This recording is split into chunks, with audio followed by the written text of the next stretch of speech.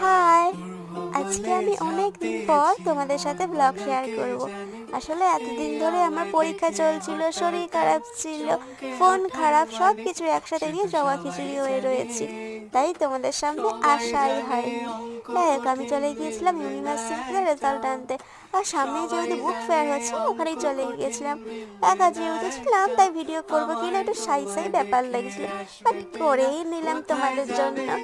আর ওখানে দেখো খুব সুন্দর জলের ব্যবস্থা করেছিল ছোট ছোট প্যাকেটে করে। এক প্রান্ত থেকে অন্য প্রান্ত ঘোরাঘুরি করলেও সব স্টলে কিন্তু যাওয়া সম্ভব হয়নি। আর যে যে স্টলে গিয়েছিলাম সেখানে যে বইগুলো আমার পছন্দ হয়েছিল, নেওয়ার ইচ্ছে ছিল, কিন্তু নেওয়া হয়নি। ওই যে স্বাদ আর সাধ্যের মধ্যে পার্থক্য থাকে, ওটাই আমার ক্ষেত্রে। তবে কোনো একদিন আমার ঘরে ছোট্ট একটা লাইব্রেরি হবে, সেই স্বপ্ন আমি আজও দেখি। কোনো একদিন ঠিক পূরণ হবে। চলো বাড়ি ফেরা যাক, বাই।